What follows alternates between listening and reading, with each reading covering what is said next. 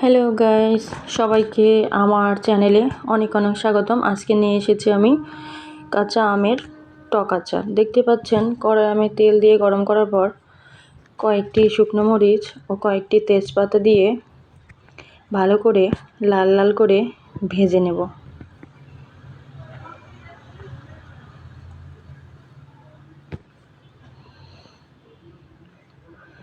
এগুলো সুন্দর করে লাল লাল করে ভেজে নেওয়া হলে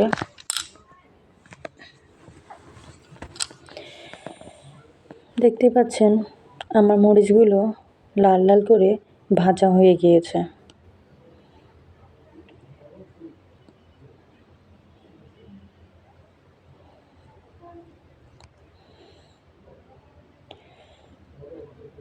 তারপর এতে আমি সামান্য পরিমাণ পাঁচফোড়ন দিয়ে দিচ্ছি। এতে আচারের সুগন্ধ বৃদ্ধির জন্য আগে থেকে আমি ধনিয়া, জিরা, পাঁচফোড়ন, শুকনো লঙ্কা সব একসাথে বেটে রেখেছিলাম। সেই মশলাগুলো আমি দিয়ে দিলাম। তারপর রোদে শুকিয়ে রেখেছিলাম টুকরো টুকরো আমগুলো হলুদ লবণ মেখে ঘন্টাখানেক আমি রোদে শুকিয়ে নিয়েছিলাম। সেই আমের টুকরোগুলো আমি দিয়ে দিলাম, সাথে কয়টা গোটা গোটা কাঁচামরিচও দিয়ে দিলাম। এরপর এগুলো আমি সুন্দর করে নাড়াচাড়া করে নিচ্ছি।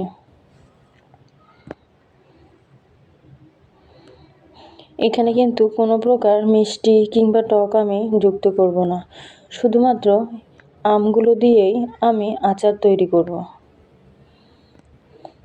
দেখতেই পাচ্ছেন আমগুলো আস্তে আস্তে তার কালার পরিবর্তন হওয়া শুরু হয়েছে।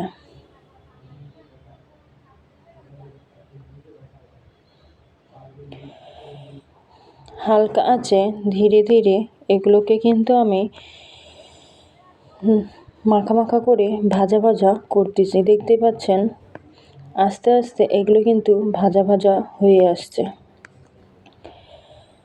সাধারণত কাঁচা আমের এরকম আচারটা যদি আমরা বানিয়ে থাকি, এটি আমরা সংরক্ষণ করে বেশ দীর্ঘ কিছুদিন খেতে পারবো।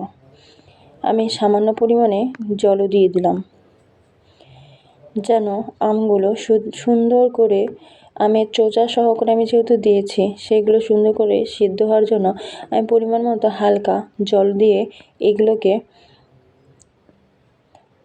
রান্না করব। আমি কিন্তু এগুলো ঢেকে ঢেকে হালকা আঁচে এগুলোকে বানাচ্ছি। দেখতে পাচ্ছেন কিছুক্ষণ পর আমি ঢাকা দিচ্ছি, আবার ঢাকনিও ওঠায় এগুলোকে আবার নেড়ে চেড়ে দিচ্ছি। আস্তে আস্তে কিন্তু আমার আমগুলোর কালারটা কিন্তু কিছুটা কালচা কালার হয়ে আসছে।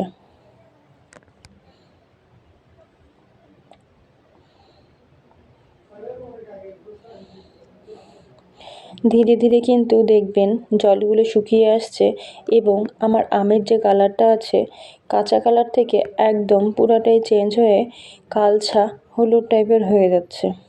যেহেতু আমি মিষ্টি ছাড়াই বানাচ্ছি, সেহেতু আমার কালারটা কিছুটা এরকমই হলুদ হলুদ টাইপেরই থাকবে। আমের যে প্রকৃত কালারটা আছে সেই কালারটাই কিছুটা থাকবে। দেখতে পাচ্ছেন আমার আচারগুলো কতটা নরম হয়ে গিয়েছে, চোচাগুলো নরম হয়ে গেছে এবং চোচা থেকে যে আমের যে অংশটুকু আছে সেটা কিন্তু হালকা হালকা খুলে যাচ্ছে এবং আমি যে আচারের মধ্যে তেল দিয়েছিলাম সেটা আস্তে আস্তে কিন্তু বের হওয়া শুরু হয়েছে। এগুলো আমাকে সুন্দর করে ভাজা ভাজা করতে হবে, নয় কিন্তু দীর্ঘদিন সংরক্ষণ করে এগুলা রাখা যাবে না।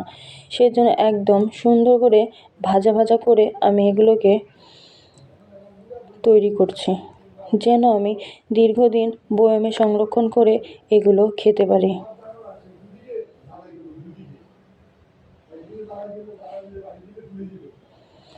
তো আচার হলে আমরা বাঙালিরা ডাল ভাত হোক কিংবা মাংসর সাথে আচার আমাদের না হলে চলেই না। সেজন্য আমি এক সিজনের আম আরেক সিজনে খাওয়ার জন্য এরকম প্রসেসে আচার বানিয়ে বয়ামে করে সংরক্ষণ করে রাখি। দেখতেই পাচ্ছেন আমার আচারটা কিন্তু কিছুটা হয়ে এসেছে। এটার যে কালারটা আস্তে আস্তে পুরোটাই চেঞ্জ হয়ে গিয়েছে। মূলত যাদের ডায়াবেটিক তারা মিষ্টি জাতীয় আচার খেতে পারবে না। তাদের জন্যই এরকম টক আচারটা অনেকটা মুখরোচক। যাদের মুখের রুচি নেই কিংবা খেতে ইচ্ছা করে না, তারা এরকম ধরনের আচার বানিয়ে খেয়ে দেখতে পারেন।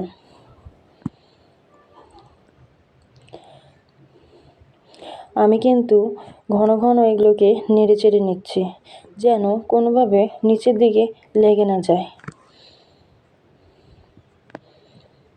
দেখতেই পাচ্ছেন আমার আচারটা কিন্তু অনেকটা হয়ে এসেছে।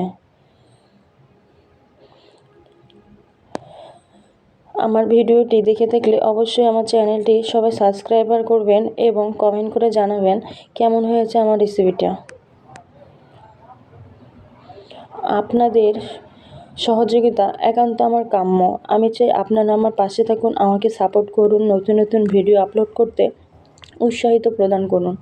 দেখতে পাচ্ছেন শেষ লুক, আমার আচারটা মোটামুটি একদম সম্পূর্ণ খাওয়ার উপযোগী হয়ে গিয়েছে।